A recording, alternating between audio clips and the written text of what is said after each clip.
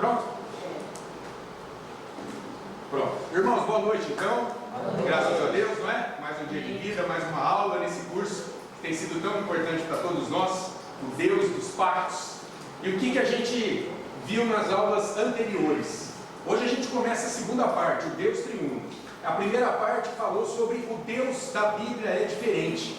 E ali, de maneira muito propícia, né, o pastor disse que, olhando para a realidade, as pessoas tentam definir quem é Deus. Então, elas traçam caricaturas. E uma caricatura, ela nunca representa a imagem de Deus.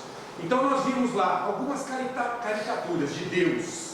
O monismo, desdobrado ali no seu materialismo, panteísmo e o animismo, o que nos leva à idolatria do uno, né? O monismo reduz todas as coisas a uma só, seja matéria, seja energia, seja uma divindade.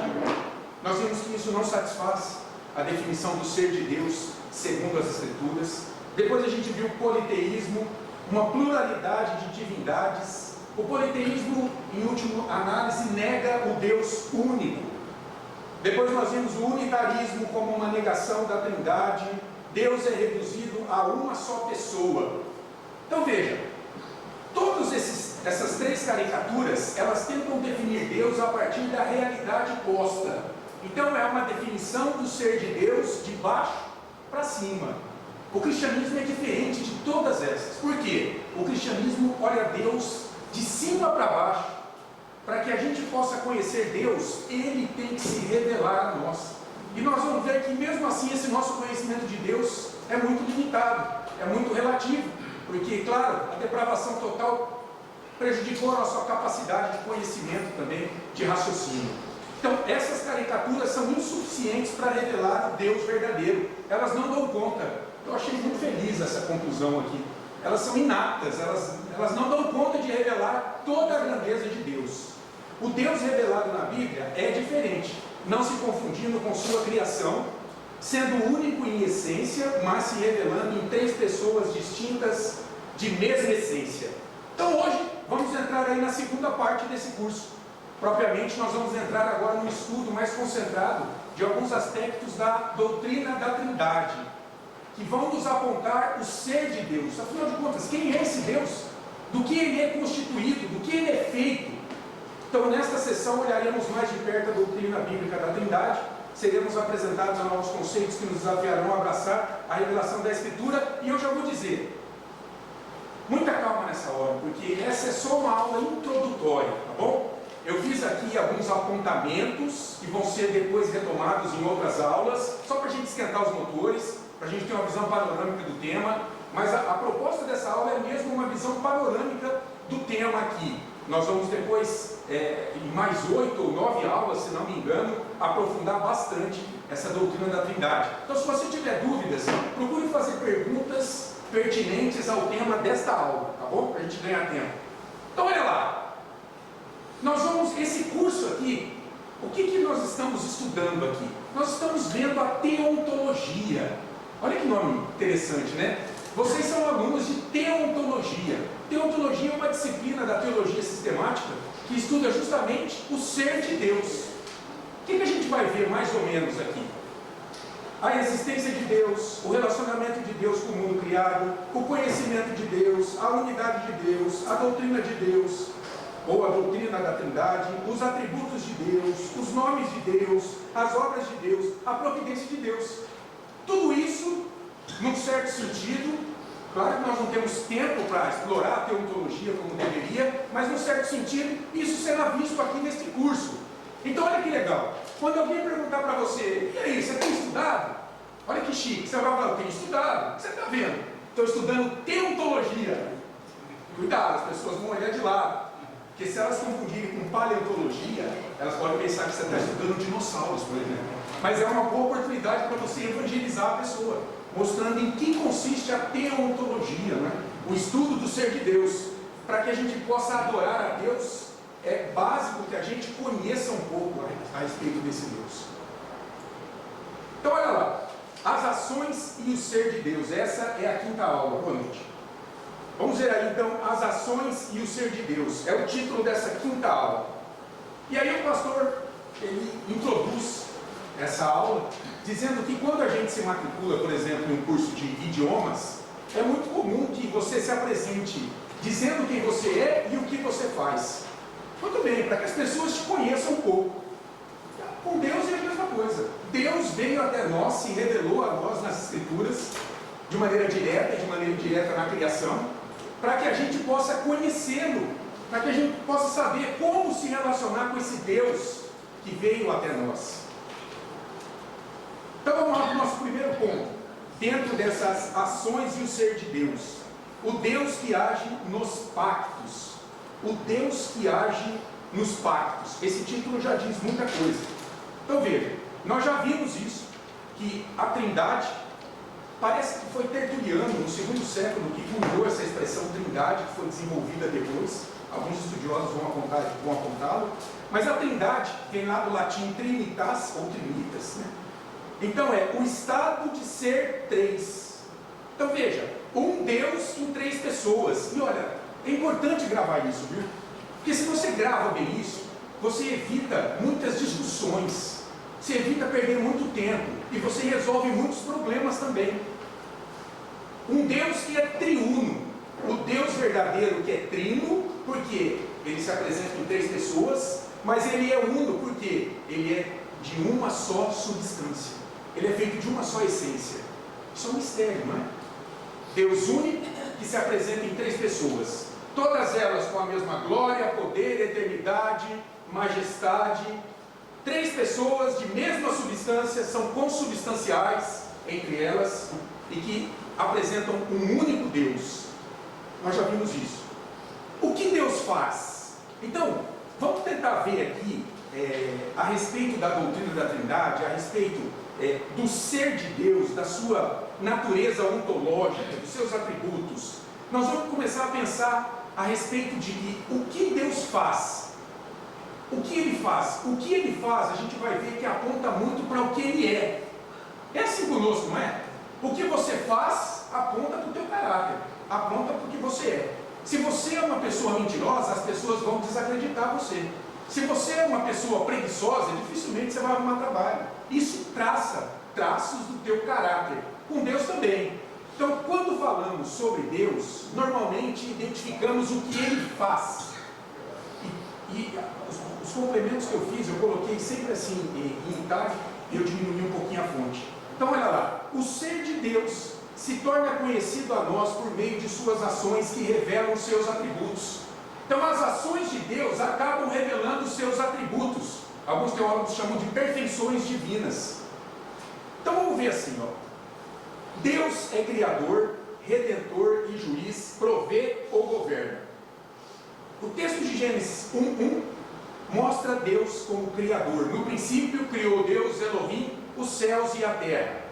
E aí entra um tema interessante aqui, que quando eu estava estudando a aula me veio à mente aqui, nesse momento, como Deus criador, não é? Pode-se provar a existência de Deus? Essa é uma questão filosófica muito discutida. Há muitos argumentos cosmológicos, ontológicos, a filosofia entra aí também. Pode-se provar a existência de Deus? A Bíblia existe para provar a existência de Deus? Num certo sentido, sim. Mas veja, a existência de Deus é pressuposta. A existência de Deus é um dogma de fé, como a gente lê lá em Hebreus 11:6. Sem fé é impossível agradar a Deus. Vamos ver lá. Olha lá. De fato, sem fé é impossível agradar a Deus, porquanto é necessário que aquele que se aproxima dele creia que ele exista. Creia. Você precisa crer que esse Deus existe e que se torna galardoador daqueles que o buscam. Então veja, a existência de Deus é pressuposta. Quando você olha para as Escrituras, pronto, as Escrituras mostram um Deus que se apresenta como Criador. Criador de todas as coisas. No princípio criou Deus. De onde vem esse Deus? Ele é eterno. Ele sempre existiu. E ele se revelou a nós desta forma. Isaías 48:3 também vai mostrar essa questão de Deus ser juiz, governador e redentor. Vamos pegar ali, fica mais fácil. Isaías 48:3. Qual que é o contexto aqui de Isaías 48? O povo está em cativeiro. E Deus levanta o profeta para repreender a infidelidade de Israel. Ele vai dizer, ó, eu avisei lá em Deuteronômio 28, bênção e maldição. Bênção se me obedecesse, maldição se me desobedecesse. Vocês me desobedeceram, eu agi e vocês foram para o cativeiro. Olha Isaías 48:3. As primeiras coisas desde a antiguidade as anunciei. Sim, pronunciou-as a minha boca e eu as fiz ouvir. Olha Deus agindo. De repente, agi. Olha Deus agindo. E elas se cumpriram. Vocês foram desterrados. Vocês foram mandados para o cativeiro, porque vocês me desobedeceram. Foram julgados. Deus aí no papel de juiz, de governador. Mas sempre há esperança. Então você lê lá em Isaías 48:17. Assim diz o Senhor, o teu Redentor, o Santo de Israel.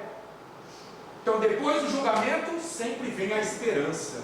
É Deus ali prometendo ser Redentor. Então olha lá, Deus é Criador, Redentor e Juiz, proveu, governa. Deus se manifestando a nós para mostrar quem Ele é, para mostrar traços dos seus atributos. Experimentamos suas ações graciosas. Deus não é um ser abstrato, mas real e interage conosco. Confere? Deus não é uma energia cósmica, né? Eu recebo mensagens toda semana. Olha, que a luz te ilumine. E às vezes eu não aguento. E eu pergunto, escuta, que luz? Mas que luz? Que poder cósmico é esse que tem que me iluminar? Jesus disse, eu sou a luz do mundo. Quem me segue não andará em trevas. Essa luz tem que ser Jesus. Não é? A Escritura inicia com Deus agindo. No princípio criou Deus. Agora a gente entra nesse tópico aqui que é muito interessante. A consciência das ações trinitárias. Mesmo sem encontrar a palavra trindade na Bíblia, os primeiros cristãos, preste atenção, tinham consciência da ação de Deus Trino em suas vidas. Eles sabiam que a sua relação com Deus Pai se dava através de Deus o Filho, na dependência e poder do Deus Espírito Santo. E aí tem alguns textos colacionados aqui. Olha lá. Eles eram batizados em nome do Pai, do Filho e do Espírito Santo. Texto conhecido, Mateus 28:19. Ide, portanto, fazer discípulos de todas as nações, batizando-os em nome do Pai, do Filho e do Espírito Santo. E deixa eu aproveitar aqui. Escuta, qual que é a ordem aqui nesse texto? Qual que é a obrigação? É ir ou é fazer discípulos? Lá no original, o que está no imperativo aqui? Sim, pastor Neil Robson não vale. Eu esqueci de falar isso. Gente, todo mundo fala o id, né? O id. O id é um particípio. O particípio do grego é como o nosso gerúndio. Cantando, andando, amando, indo. Então, aqui o imperativo é o fazer discípulos.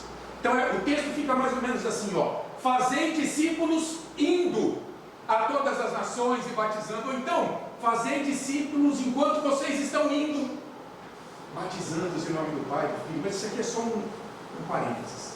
Olha lá. Os apóstolos e pastores abençoavam os crentes com a graça, o amor e a comunhão do Deus Trino. Também, lá, a bênção muito conhecida de 2 Coríntios 13:13. A graça do Senhor Jesus Cristo e o amor de Deus e a comunhão do Espírito Santo sejam com todos vós. Então o Novo Testamento nos apresenta isso, que Deus Pai se relaciona conosco por meio de Deus Filho no poder do Espírito Santo. Um Deus em 3 pessoas distintas. Mas eu fiquei pensando, e no Antigo Testamento? Será que a gente encontra referências? Aí já fica mais difícil. O povo de Deus tinha consciência de que o Deus triuno agia? Veja, a primeira coisa que a gente tem que lembrar é que a revelação de Deus a nós, ela é orgânica e progressiva. Ela vai da sombra para a luz, de algo que não é muito claro, muito definido, e vai ganhando mais contorno à medida que o tempo passa. A gente lê lá em Hebreus 1:2, que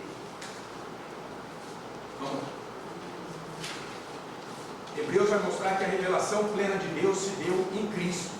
Havendo Deus outrora falado muitas vezes e de muitas maneiras aos pais pelos profetas, nestes últimos dias nos falou pelo Filho, a quem constituiu o herdeiro de todas as coisas e por quem fez o universo.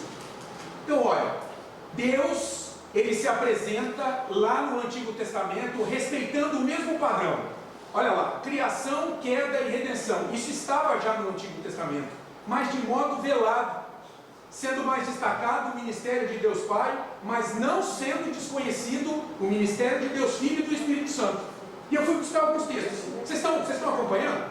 Sim. Vamos ver se o Antigo Testamento mostra que o hebreu, que o judeu naqueles dias tinha consciência, ainda que mínima, em razão da progressividade da relação, a respeito do relacionamento de Deus Pai por meio do Messias, que era o filho de Davi, de 2 Samuel 7, no poder do Espírito Santo. Então olha lá, vamos pensar em Deus Pai. A gente lembra de Gênesis 1:1, o Deus Criador, Elohim, eles conheciam. Isaías 40, fala, texto claro que fala da majestade de Yahvé, texto claro, que Deus fala quem Ele é para o povo. Ali, as letras estão em maiúsculo, é o nome do Deus da aliança, Yahvé, é isso aí, ó, YHWH. Até eu aprender a escrever isso aqui deu muito trabalho, mas eu aprendi. Tem gente que põe o A ali no meio, mas eu gosto assim, o tetragrama, né? Eu gosto assim. Deus Pai, está patentemente presente no Antigo Testamento. Mas e o Deus Filho? Esse texto aqui de Miqueias 5:2, eu gosto muito. Miqueias 5:2, olha lá. E tu, Belém Efrata, pequena demais para figurar como grupo de milhares de Judá, de ti me sairá o que há de reinar em Israel. Opa, vai sair um rei dali. E cujas origens são desde os tempos antigos, desde os dias da eternidade. Opa, os reis têm um ministério temporal, mas esse rei é diferente. Ele existe desde os tempos da eternidade. Então esse rei vem com a marca da divindade.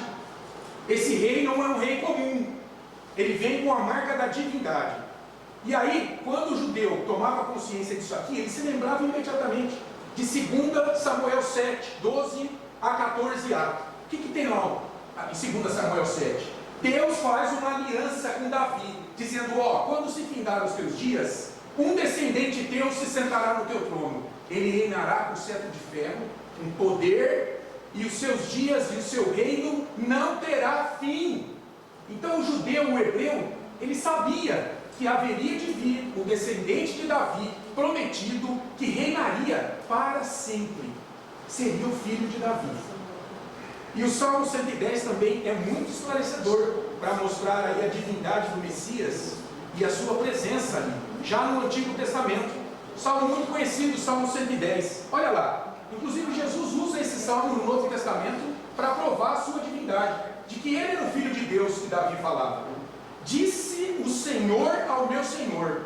O Senhor, a primeira palavra é Yahvé, a segunda palavra é Adonai.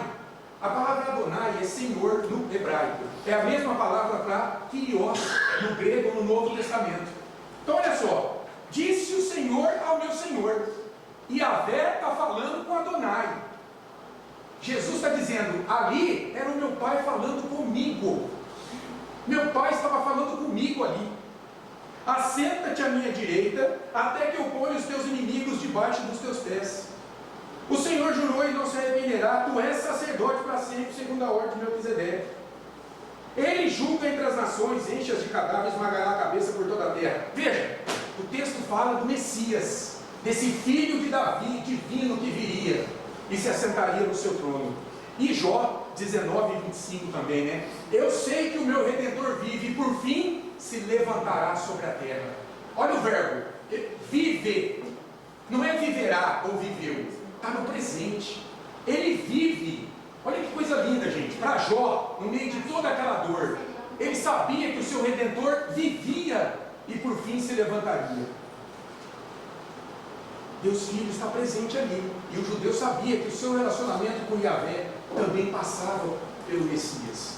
Rogério, até o historiador Flávio José, por mais que ele seja judeu, e num trecho do seu livro História aos Hebreus, ele declara, ele fala assim, olha, eu tenho plena convicção que ele é o Cristo, porque ninguém poderia fazer as obras que ele fez e ser simplesmente um judeu comum. Se não fosse E divino. um outro livro chamado Em Busca do Messias, a mulher, ela cataloga, não sei se é um judeu ou uma judia, cataloga todos os falsos judeus, ou Bar Kokhba lá, e chega na parte quando vai para falar de Jesus, ela fala assim, olha, eu não posso dar meu voto nem que sim, nem que não, mas todos os fatos apontam que ele é o Messias. Muito bem, isso mesmo. Olha lá, testemunho de alguém, né, que não era nem cristão a respeito de Cristo ali. E Deus do Espírito? Será que a gente encontra referência no Antigo Testamento? Claro. Qual é a palavra para Espírito Santo no Antigo Testamento? Ruach, ruach, ruach. Significa um vento forte, um vento tempestuoso. E olha só onde já aparece essa palavra, lá em Gênesis 1:2. A terra, porém, estava sem forma e vazia. Havia trevas sobre a face do abismo e o Espírito de Deus. Ruach. O Espírito de Deus. No Novo Testamento é a palavra pneuma. E sabe onde eu vejo também que eu fico fascinado? Lembra Sansão? Ele está ali e de repente aparece um leão novo. E diz o texto lá em Juízes 14:6 que o Ruach, o Espírito do Senhor, se apossa dele de tal maneira que ele rasga o leão como se fosse papel. Ali também, veja, o Espírito se manifestando concretamente na vida do povo. E Joel, né, 2:28 também, a profecia, né, que o Senhor derramaria o Espírito sobre toda a carne e eles profetizariam, teriam visões. Joel 2:28, a mesma palavra, Ruach. Então, o povo de Deus tinha consciência de que Deus triuno agia? Sim. Os crentes do Antigo Testamento tinham, ainda que minimamente, revelação progressiva, consciência de que um Deus pluripessoal agia em suas vidas. As pessoas da Trindade agem para cumprir seu propósito de salvação. Nós vamos ver aqui depois a Trindade econômica. Este modo de operação divina é denominado Trindade econômica. Olha lá, Irineu, né? Irineu viveu ali no século II, foi um bispo da igreja. Segundo dizem, ele era discípulo de Policarpo de Esmirna, que foi discípulo de João, do apóstolo João. Então ele disse o seguinte: Irineu fez uso de um termo que aparece com destaque em discussões posteriores sobre a Trindade: a economia, o plano da salvação. O termo economia, preste atenção, precisa ser explicado. A palavra grega oikonomia significa basicamente a maneira pela qual alguém administra seus negócios. Então é a forma como alguém vai gerir os seus negócios. Para Irineu, a economia, o plano da salvação, significava a maneira pela qual Deus administrou a salvação da humanidade na história. É a maneira pela qual Deus administrou o plano da salvação na história, durante a sua revelação. O Pai, o Filho e o Espírito Santo são mostrados em ações concretas, revelando essa economia da Trindade, essa Trindade econômica. Então vamos ver agora aqui, olhando para a Bíblia, o Pai, o Filho e o Espírito Santo agindo ainda, né? Nós já vimos isso, mas agora vamos prosseguir esse tema que é muito importante isso aqui. Agindo em ações concretas na vida das pessoas. E olha lá, Gênesis 12, o que acontece lá? Abraão está lá, tranquilão. E aí Deus chega a ele, fala: Abraão, sai da tua terra, da tua parentela, vai para uma terra que eu vou te mostrar. Deus agiu na vida daquele homem concretamente. A vida daquele homem não foi mais a mesma depois que Deus apareceu para ele. A mesma coisa com Moisés. Está lá Moisés apacentando o rebanho de Jetro, seu sogro. De repente Deus aparece na sarça ardente e muda a vida dele completamente. Marcos 8:31. Agora vamos ver o filho.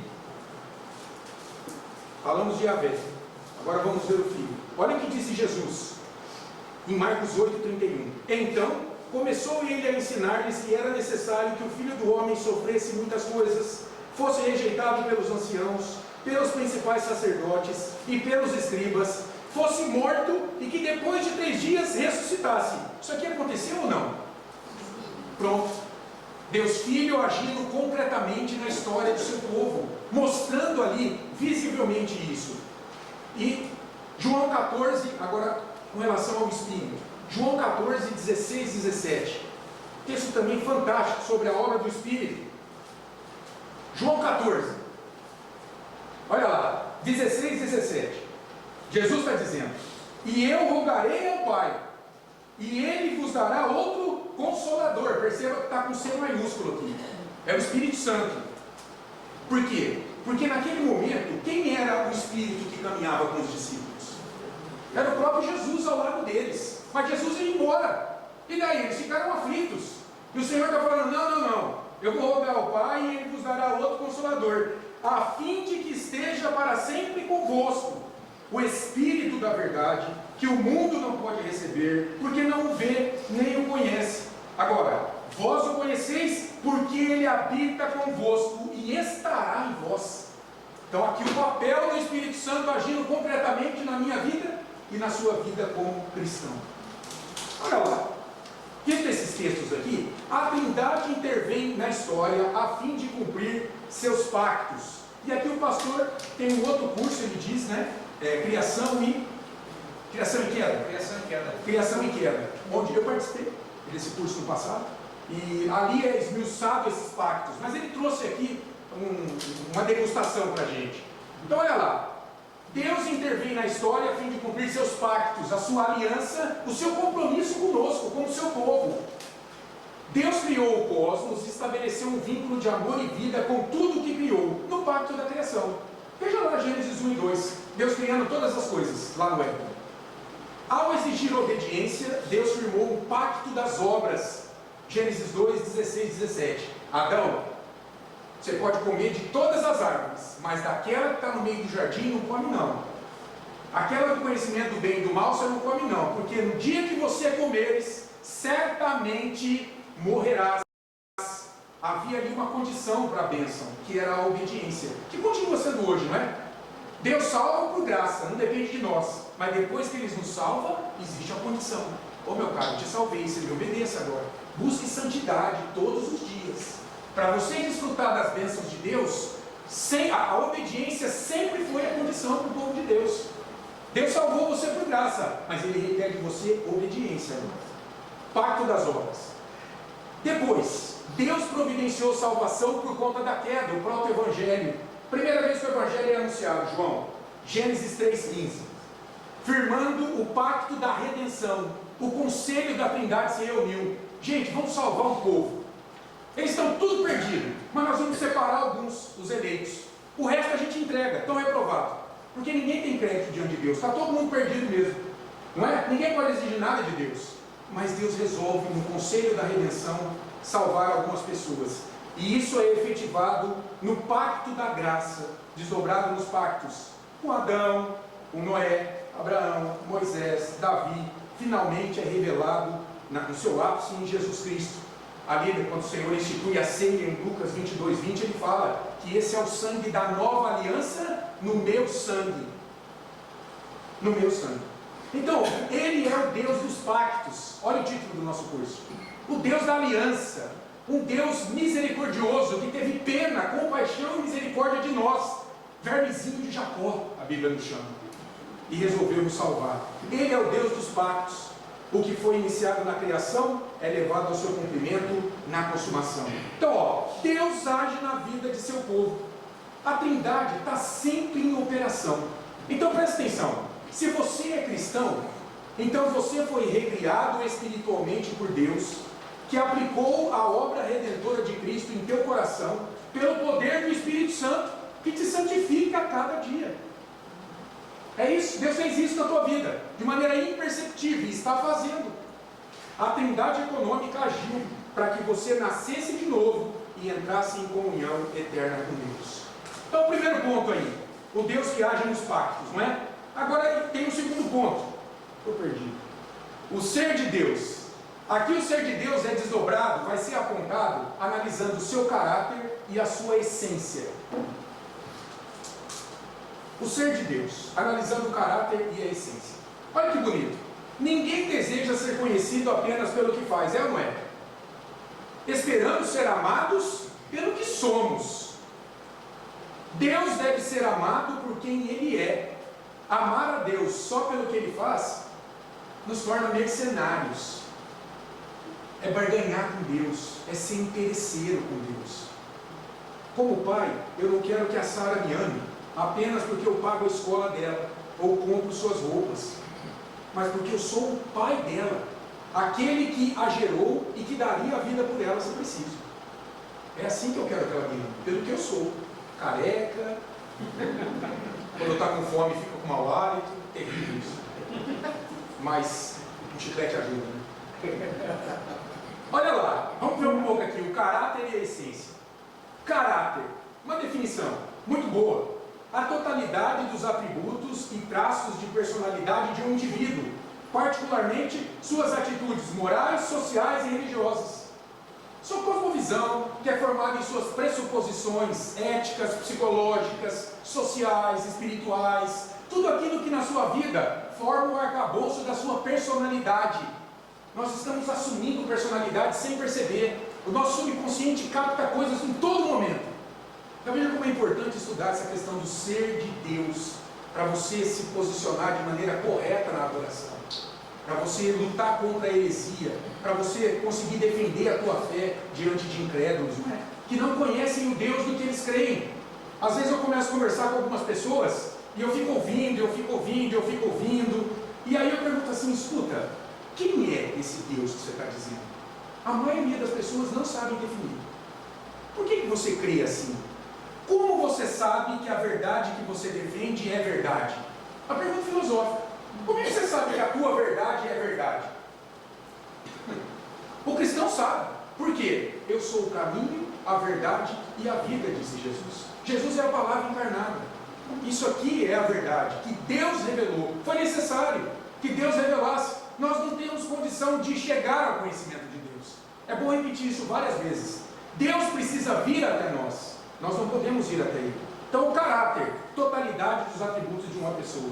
E a essência? Muito simples. O elemento básico ou primário do ser de uma coisa. A natureza da coisa. Ou aquilo sem o qual ela não poderia ser o que é. Qual é a essência dessa mesa? Madeira. Qual é a essência da porta? Madeira com metal. A essência de Deus, o ser de Deus, é formado pela reunião de todos os seus atributos. Nós tivemos uma aula na escola dominical e o professor disse que eu nunca mais esqueci. O que é a glória de Deus? Uma definição muito simples. A glória de Deus é a soma de todos os seus atributos. Todos os atributos de Deus formam a sua glória, revelam o seu caráter, revelam os seus atributos. Deus deseja ser amado não apenas por aquilo que Ele faz, mas por quem Ele é. Fomos criados para amá-lo pelo simples fato dele ser Deus. E aqui eu me lembrei de um testemunho de fé inabalável. Lá em Daniel 3,15, eu achei incrível a postura de Sadraque, Mesaque e Abednego. Eles dizem para Nabucodonosor, revela muita coisa a respeito de quem Deus é para eles. Olha a pergunta lá em Daniel 3,15 que Nabucodonosor fez. E quem é o Deus? Deus com D minúsculo. E quem é o Deus que vos poderá livrar das minhas mãos? Nabucodonosor disse a eles. E olha o que eles disseram.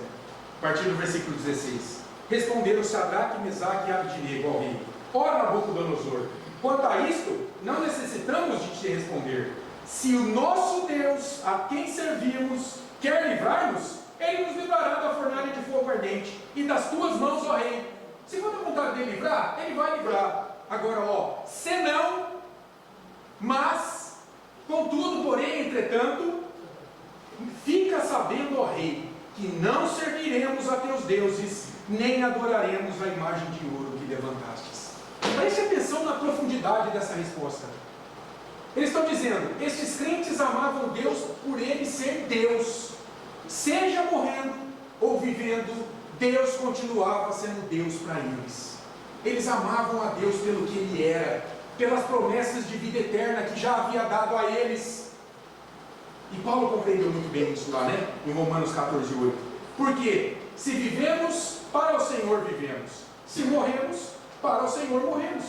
Quer pois vivamos ou morramos, somos do Senhor. Quer vivamos ou morramos, somos do Senhor. Então, caráter. Apenas uma pincelada sobre o caráter de Deus. A soma dos seus atributos, das suas perfeições divinas. Agora vamos entrar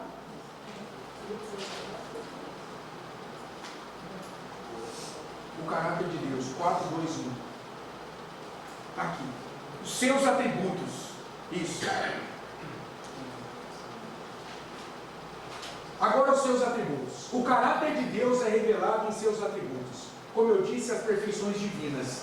E aqui o pastor listou alguns atributos de Deus: autoexistência, imutabilidade, infinidade, unidade, espiritualidade, onisciência, onipotência, veracidade, bondade, santidade, justiça, soberania. Muitos deles estão aí, nesse texto de Êxodo 34, 6, 7.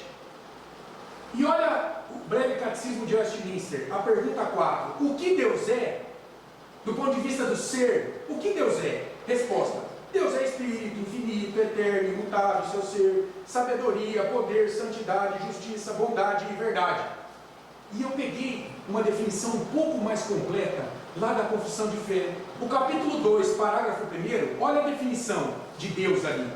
Veja quem é Deus, ou pelo menos dentro daquilo que ele revelou, dentro daquilo que a gente consegue captar. Há um só Deus vivo e verdadeiro, o qual é infinito em seu ser e suas perfeições. Ele é um espírito puríssimo, invisível, sem corpo, membros ou paixões, é imutável, imenso, eterno, incompreensível. Você vai ver que não quer dizer que ele não é cognoscível. Ele é, mas ele é incompreensível. Onipotente, onisciente, santíssimo, completamente livre e absoluto, fazendo tudo para a sua própria glória e segundo o conselho de sua própria vontade, que é reta e imutável, é cheio de amor, é gracioso, misericordioso, longânimo, demora em se irar, muito bondoso e verdadeiro galardoador dos que o buscam, Hebreus 11:6, e contudo justíssimo e terrível em seus juízos. Olha aí, o amor e a justiça.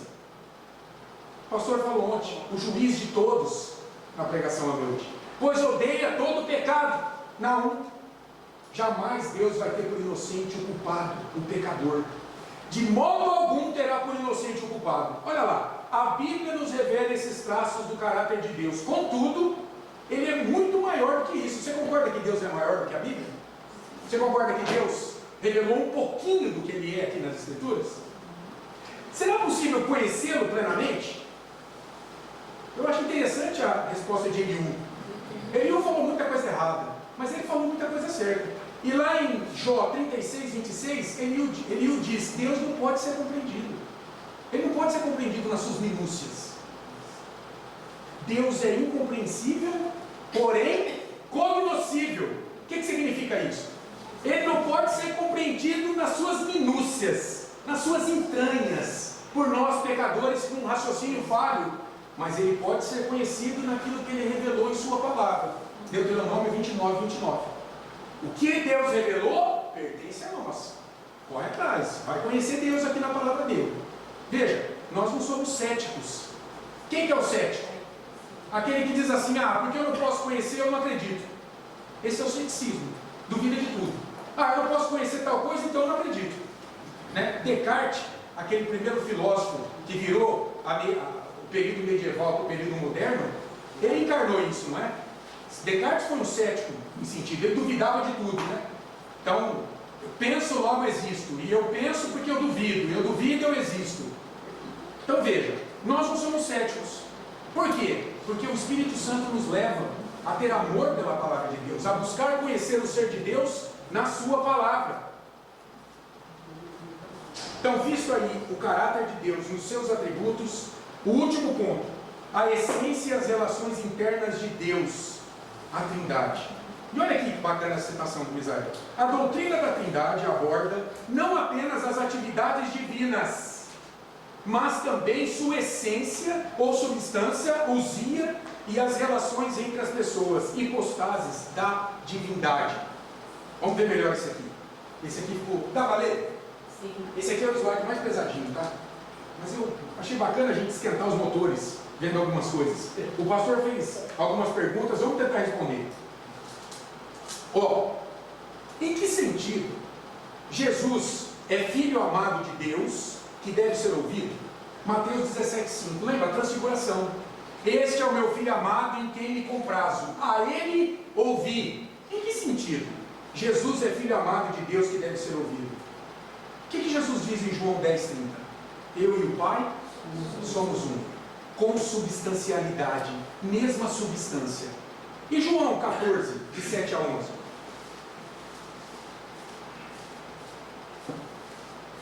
João 14.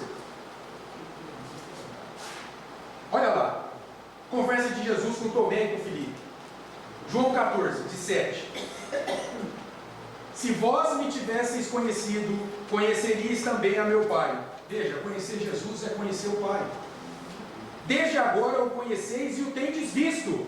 Ver Jesus é ver o Pai. Na substância. Pessoa diferente, mas a mesma substância divina. Disse-lhe Jesus, Filipe, replicou-lhe Filipe, Senhor, mostra-nos o Pai, e isso nos basta. Disse-lhe Jesus, Filipe, há tanto tempo estou convosco que não me tens conhecido. Quem me vê a mim, vê o Pai. Ver Jesus é ver o Pai. Como dizes tu, mostra-nos o Pai?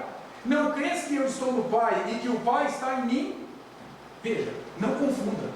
Jesus não está falando que eles são a mesma pessoa. Não, está falando aqui da substância, da essência divina deles. Jesus foi gerado, tem a mesma essência do Pai. Como dizes tu, mostra-nos o Pai? Não crês que eu estou no Pai e que o Pai está em mim? As palavras que eu vos digo, não as digo por mim mesmo, mas o Pai que permanece em mim faz as suas obras. Crede-me que estou no Pai e o Pai em mim, crede ao menos por causa das mesmas obras. Quem conhece o Filho, conhece o Pai, Tiago. Quem vê o Filho, vê o Pai, Tiago. Quem ouve o Filho, ouve o Pai. Então, por que Jesus deve ser ouvido? Porque ouvir Jesus é ouvir o Pai. Segundo lugar, será que houve uma época em que ele não era filho? Essa é boa, né? Os testemunhos de Jeová pegam aqui. Eles falam que houve um tempo em que o pai não era pai porque o filho não existia. O pai, em algum tempo, não era pai, porque ele não tinha filho ainda. O filho foi criado depois. Mas a Bíblia diz que Jesus foi gerado. E a palavra geração implica a ideia de essência mesma. Nós fomos criados. Nós não temos a essência de Deus. Mas Jesus tem, porque ele foi gerado. E quando ele foi gerado? Aqui é a questão dos mistérios da Trindade. O que a Bíblia diz é que o Pai sempre foi Pai. E o Filho sempre foi Filho. E pense comigo, na eternidade existe tempo e espaço? A eternidade não tem essas categorias de tempo e espaço. Então, logo em grande erro os Jeovás, ao quererem colocar o tempo lá na eternidade, dizendo que não, em algum momento o Filho não existia, mas ele existia fora do tempo. Não dá para pensar cronologicamente. Nós estamos falando da eternidade. Você quer ver uma coisa? Se eu tirar 1000 anos de 10.000 anos, quantos anos sobram? 9.000 anos. Se eu tirar 1000 anos da eternidade, quanto sobra? A eternidade. Não tem tempo, não tem espaço. Então isso é algo supra-racional. Essa verdade está além da nossa capacidade. O que nós temos que crer? O Pai, o Filho e o Espírito são co-eternos. Existem desde sempre. Tanto que em 1 Pedro, se eu não me engano, a Bíblia diz que Jesus era o Cordeiro antes da fundação do céu. Isso foi morto antes da fundação do mundo. Apocalipse. Não tem uma base de tempo e espaço aí. Isso mesmo. Não tem como você pensar nessas categorias na eternidade. Não tem. Então olha lá. João 1,18. Gente, eu falo demais, né? Fala a verdade.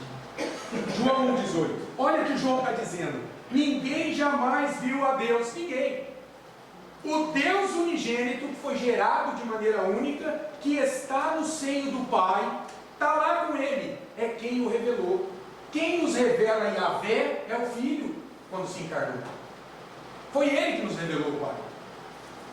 Então, não houve uma época em que ele não era filho. Ele sempre foi filho. Ele sempre foi filho.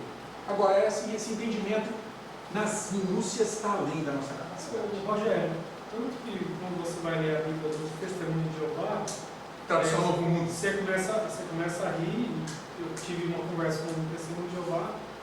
Eu falei para ele, então, você está dizendo aqui para mim aqui que Jesus era um Deus, então eu posso crer na filosofia dos gregos, que no céu é um panteão sagrado. Se Jesus é um Deus, quem me diz que lá não há mais deuses? Eu falei, você está confundindo as coisas, porque quando a Bíblia diz no princípio era o verbo estava com Deus, fala um artigo definido, que ele era o Deus, não era um Deus. Eu falei, porque quando você diz que ele era um Deus, Você está dizendo simplesmente que o céu tem uma miscelânea de deuses ali. Eu posso escolher o Deus que eu quero servir. Sim, é isso mesmo. O argumento está bom. Olha lá, 3. Como entender a declaração de Jesus de que ele desfrutava da glória junto do Pai antes que houvesse mundo? Ele falou isso lá em João 17,5, na oração sacerdotal. E aí eu lembrei, como entender então essa declaração? Olha, eu desfruto da glória do meu Pai antes que existisse tudo. Então olha lá, João 1,1. Francisco falou, no princípio era o Verbo e o Verbo estava com Deus e o Verbo era Deus. Logos, a palavra, estava lá com o Senhor. Tudo foi criado por meio dele. Agora, olha o versículo 14 comigo. E o Verbo se fez carne e habitou entre nós, cheio de graça e de verdade. Agora, e vimos a sua glória. Glória como do unigênito do Pai, daquele que foi gerado unicamente pelo Pai, daquele que tem a mesma essência do Pai. E eu gosto ali do texto de Provérbios 8. Provérbios 8 fala sobre a sabedoria. E é muito constantâneo na teologia de que esse Provérbios 8 está falando sobre a sabedoria encarnada em Cristo. Porque Paulo, quando escreve aos Colossenses, diz que Jesus é a plenitude da divindade de Deus e nele estão ocultos todos os tesouros da sabedoria e do conhecimento. Colossenses 2, 3 e 9. Então olha lá, Messias é a encarnação da sabedoria e plenitude de Deus. A glória do Pai é a glória do Filho. Não vou ler esse texto porque é muito comprido, né? Provérbios 8, 22 a 36. Mas o que ele fala ali basicamente? A sabedoria existia antes da criação e estava presente nela. É o Messias, é o Filho de Davi, é o Cristo, é Jesus que estava com o Pai quando tudo foi criado. Já estava lá. Lá em Provérbios, essa sabedoria está personificada. Pastor, Ela tá não é falando. encarnada, era Está personificada. falando, ela está se expressando como uma pessoa distinta. Isso mesmo, está personificado, irmãos. É uma pessoa distinta. É o Senhor Jesus ali já também, em Provérbios 8. Para salvar o encarnado, Jesus encarna isso quando ele vem ao mundo. A plenitude da divindade de Deus, João. Aquele no qual estão ocultos todos os tesouros da sabedoria e do conhecimento. É Jesus. Olha o 4. Opa! Sim. Aqui em Gênesis também, no capítulo 1, 26, quando o Senhor fala, façamos. Isso aí, plural, E né? ele está falando dos três. Está indicando que no ser de Deus há uma pluralidade de pessoas, né? Isso é uma boa. Passamos o homem à nossa imagem e semelhança. Tem vários outros desse aí, viu? Na Escritura. Olha o 4. E quanto ao Espírito Santo? O que significa a declaração de Pedro no sermão do dia de Pentecostes, de que Jesus, em sua exaltação, recebeu do Pai a promessa do Espírito e o derramou sobre a igreja? Está lá em Atos 2, 33. E aí a gente se lembra de João 16, 7 e 8. O que fala João 16, 7 e 8? Olha lá. O que significa isso? Eu recebi do Pai a promessa que eu derramaria o Espírito. João 16, 7 e 8. A missão do Consolador. Olha lá. Pelo contrário, porque vos tenho dito estas coisas, quer dizer, eu estou indo embora, a tristeza encheu o vosso coração, mas eu vos digo a verdade. Convém-vos que eu vá, porque se eu não for, o Consolador não virá para vós outros. Era necessário ele ser exaltado para derramar o que fez no Pentecostes. Se porém eu for, eu vou-lo enviarei. Quando ele vier, convencerá o mundo do pecado, da justiça e do juízo. Agora olha o 13 e o 15. Quando vier, porém, o Espírito da verdade, ele vos guiará a toda a verdade, porque não falará por si mesmo. Olha, não falará por si mesmo. Ele vai falar aquilo que ele ouviu do Pai, sobre o Cristo. Mas dirá tudo o que tiver ouvido e vos anunciará as coisas que hão de vir. Ele, o Espírito, me glorificará, porque há de receber do que é meu. O que o Espírito faz, aplica, é a obra de Cristo. E vou-lo há de anunciar. Tudo quanto o Pai tem é meu, inclusive o Espírito. Nós vamos ver depois na cláusula filioque. A gente vai estudar isso aqui no credo, mais para frente. O Espírito Santo procede do Pai e do Filho. Procede. quanto o Pai tem é meu. Por isso é que vos disse que há de receber do que é meu e vou-lo há de anunciar. Então olha que coisa maravilhosa. Aí eu falo aí, né? A processão. O Pai e o Filho enviam o Espírito, cláusula filioque. Vem do latim e do Filho.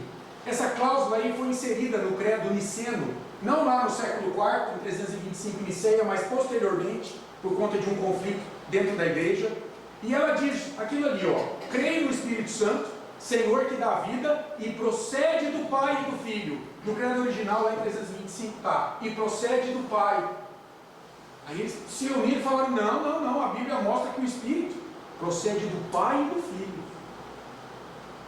Então veja a importância, não é?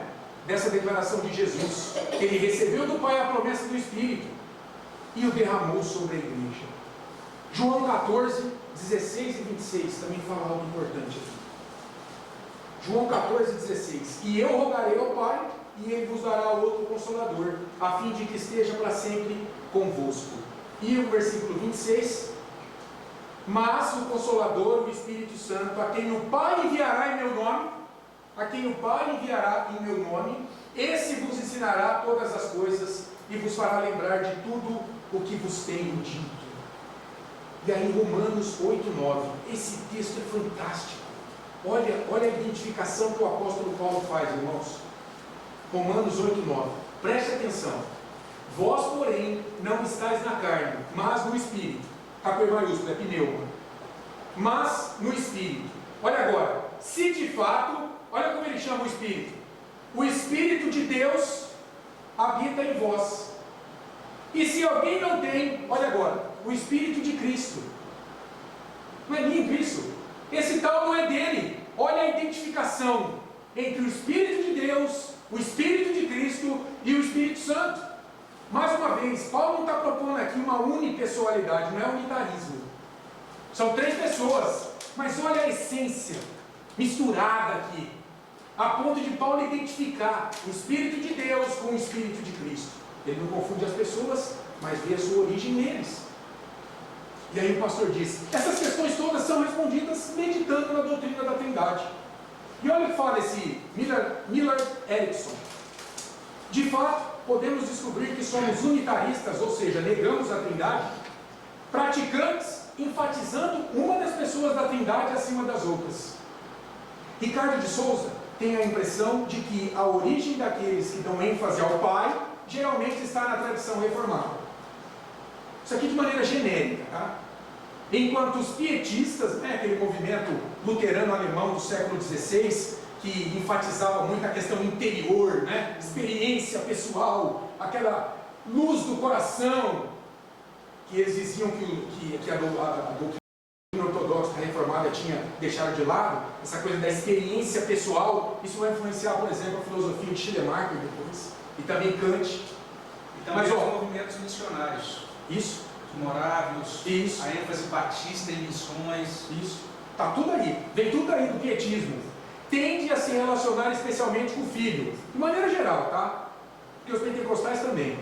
E os pentecostais ele lista aqui como aqueles que dão atenção ao Espírito Santo. E os carismáticos, né? Rogério, essa palavra é interessante. Ele está fazendo a avaliação do reverendo, de um pastor da nossa igreja, nosso irmão Ricardo Barbosa, da Igreja Presbiteriana do Planalto. Então ele diz isso, que nós temos muita dificuldade de equilibrar a nossa devoção para as 3 pessoas da Trindade. Então algumas pessoas, quando param para refletir na sua devoção, elas muitas vezes enfatizam apenas a Deus o Pai, ou então só o Espírito Santo, ou só Cristo. Ele está dizendo, se nós não temos uma devoção equilibrada às 3 pessoas da Trindade, apesar da gente ser ortodoxo na nossa afirmação doutrinária, mas a gente está funcionando na prática como unitarista, prestando atenção só em uma das pessoas.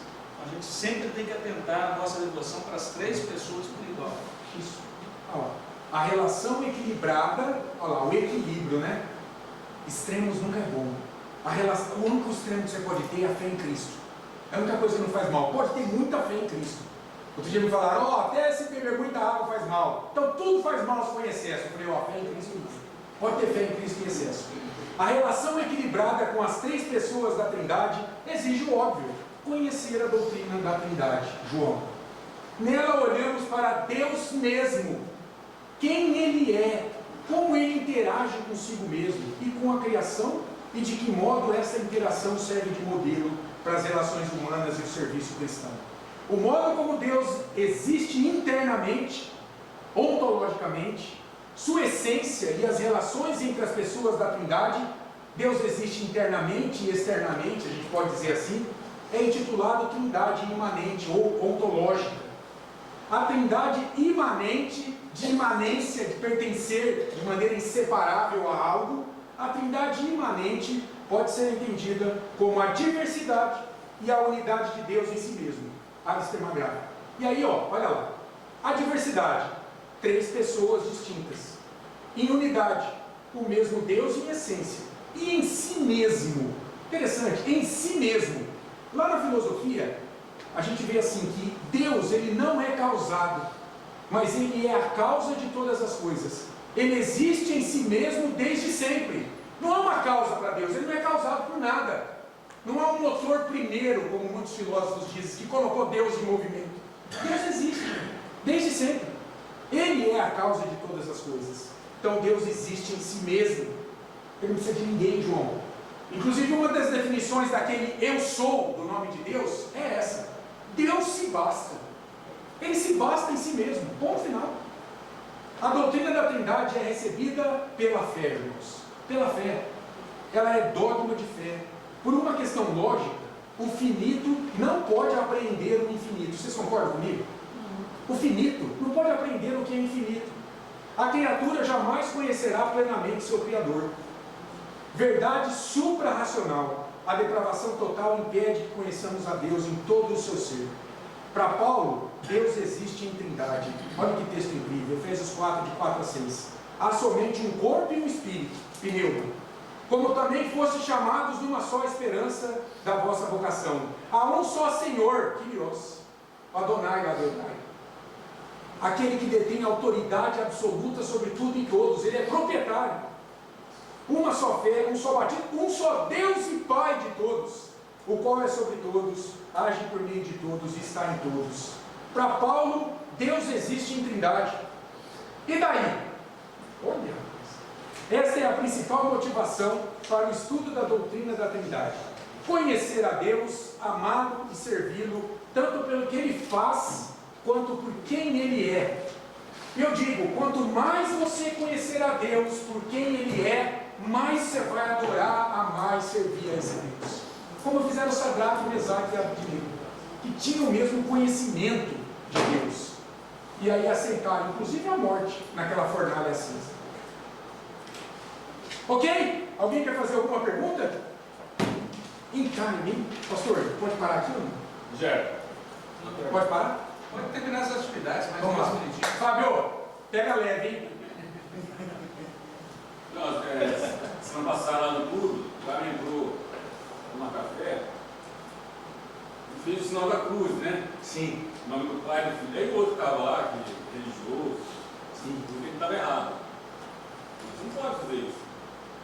Eu lembro que quando eu ia jogar com você, eu fazia, né? Porque se não judiar muito, eu fazia. Agora, não me intrometi. Qual que é?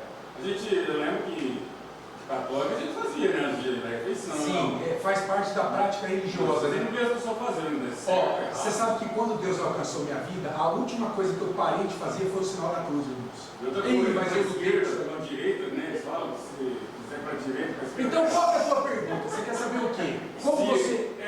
Eu não intrometi, porque um falou que estava errado. Se ele Não, tiver irmão. para É, a você conversa, vai- não, ele quer saber. Ó, você poderia, se você quisesse evangelizar essa pessoa, não haveria problema nenhum de você chamar ele no canto para conversar com ele. Pedir o motivo daquilo, ó, por que você fez? Explica por que você fez esse sinal. Vamos conversar um pouco. Então, o que eu fazia quando eu ia jogar com você? Eu pedia que Deus me livrasse, né? Aí eu também não. Gente, eu jogo mal deles, eu não jogo bem não. Mas É a certo. vontade dele. Mas acho que não há problema nenhum. Se você quisesse iniciar uma conversa evangelística, você podia conversar com ele. Agora, também, assim, eu acho que não convém, sabe, você enfrentá-lo assim na frente de todo mundo e desmerecê-lo. Porque, na verdade, ele está cego na fé dele, ele não tem conhecimento do porquê ele age daquela forma. Para ele não, mas aquilo é uma mera prática religiosa, que não tem sentido nenhum. Aquilo não produz santidade no coração dele, não é? Santidade é produzida pela ação do Espírito aplicando a palavra, e na palavra não diz para você fazer um sinal da cruz. Isso é uma crendice do católico, como muitas outras. Por exemplo, outra coisa que demorou para eu tirar da minha vida: o católico passa na frente de uma igreja, ele tem que fazer o sinal da cruz. Vixe, isso aí também demorou muito. Eu me sentia ofendendo Deus, já aqui no culto protestante. Demorou 6 meses depois, João. Aí Deus me libertou de tudo isso aí. Mas foi uma luta. Então você entendeu? Você poderia ou não. Agora, nunca humilhando ninguém. A palavra tem que ser temperada com sal. O Misael diz o seguinte, ó: uma verdade que é dita sem amor é pecado. Não é, pastor? Sim. Então, tem vários desdobramentos isso aí. Você vai tomar um chazinho agora? E não sei se tem café, mas chá eu fiquei sabendo que tem. Opa! Aí depois eu quero dar uma pitaquinha nessa questão do sinal da cruz. É porque a pessoa. Aí a gente vai ter só. Hoje a gente vai ter só 5 minutos para o café. Gente, me perdoa. Vamos para a atividade. Vamos para a atividade. Então aí o pastor, quando eu ia jogar com ele, mas ele me corrigiu. Mas eu te corrigi alguma vez? Não, eu corrigi. Olha lá, gente. Muito simples, hein? Complete a frase. Trindade é estado de ser 3. Quer dizer, é isso? Ou alguns? Um Deus em 3 pessoas. Isso. Pode marcar certo. 2. Triuno identifica o Deus verdadeiro, que é trino, 3 pessoas e uno. Olha, vocês estudaram, hein? A palavra trindade não aparece no Antigo Testamento e escritos dos apóstolos, pois os primeiros cristãos não tinham consciência da ação do Deus Trino em suas vidas. Falso? Falso. Quando mencionamos a trindade econômica, nos referimos a Deus Pai, Filho e Espírito Santo agindo na história. Ao cogitar sobre a essência divina ou as relações entre Pai, Filho e Espírito Santo, estamos falando sobre a trindade imanente? Como é difícil, né? Sim. Hã? Sim? Sim. Sim. E agora, ó, eu quero que um irmão abra em Tiago 1,17 desse lado. Alguém? Tiago 1,17. Desse lado, Apocalipse 4,8. Alguém abre em Apocalipse 4,8. Aqui, Gênesis 17,1. Aqui. Desse lado, Êxodo 3,14. Aqui. E desse lado, João 4,24. Vamos lá. Marque as respostas corretas. Esse aqui é legal. Tem que pegar a Bíblia. Então, quem achou Tiago 1,17, lê aí. Toda boa dádiva e todo dom perfeito são natural, descendo do Pai das luzes, em quem não pode existir variação ou sombra de mudança. Está falando aí da imutabilidade de Deus? Sim. Parabéns. Agora leia Apocalipse 4,8. E os 4 seres viventes, tendo cada um deles, respectivamente, 6 asas, estão cheios de olhos, ao redor e por dentro, não tem descanso, nem de dia nem de noite, proclamando: Santo, Santo, Santo, é o Senhor Deus Todo-Poderoso, aquele que era, que é e que há de vir. Que atributo divino está sendo destacado aí? Santidade? Parabéns. Gênesis 17,1. Alguém lê? Quando atingiu Abraão a idade de 99 anos, apareceu-lhe o Senhor e disse: Eu sou o Deus Todo-Poderoso, anda na minha presença e ser perfeito. Qual que é o atributo aí? É a onisciência? Eu sou o Deus Todo-Poderoso. É a onipotência. Então, está errado. Agora alguém lê Êxodo 3,14. Disse Deus a Moisés: Eu sou o que sou. Disse mais: Assim dirás aos filhos de Israel: Eu sou, me enviou aos outros. Olha lá, o nome de Deus, o Deus da aliança. Deus é infinito e eterno aí? É o atributo? Sim, pode marcar. E por fim, alguém lê João 4,24. Deus é Espírito, e importa que os seus adoradores o adorem em Espírito e em verdade. O que está sendo destacado aí como atributo? Que Deus é onipotência? espírito. Então, não marque. Olha lá, 7 minutos.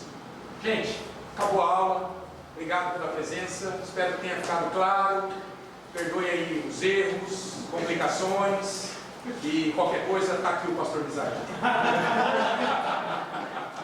Pastor Misael dá uma segurança, irmãos. Segurança não é roça. Mas ó, eu agradeço mesmo a oportunidade. Obrigado. E que Deus possa nos... Esquentou bem, viu? Esquentou? Agora é contigo, irmão. O motor agora está mil. Agora você pode entrar quente e nós estamos fervendo. Vamos orar, irmão? Só, antes da oração, só lembrando, vamos, depois da oração, no intervalo, a gente está com a folha de chamada. É muito importante que você marque a sua presença e marque inclusive da semana passada também. A semana passada a gente esqueceu de passar a folha, então ficou em aberto. Então, se você não assinou, vamos descobrir onde ela está aí e vamos passar para que todo mundo marque. Não assinar não, só marcar a presença. Deu 1h05. É que foi bom, né? Foi bom. 1h05. Bom tempo. É difícil controlar o tempo, né? Mas vamos orar então para encerrar? Senhor, obrigado, Deus, pela graça do Senhor, que é melhor que a vida. Obrigado por esse tempo que o Senhor propiciou a nós aqui nesta noite, nos reunindo como teu povo em torno da tua palavra.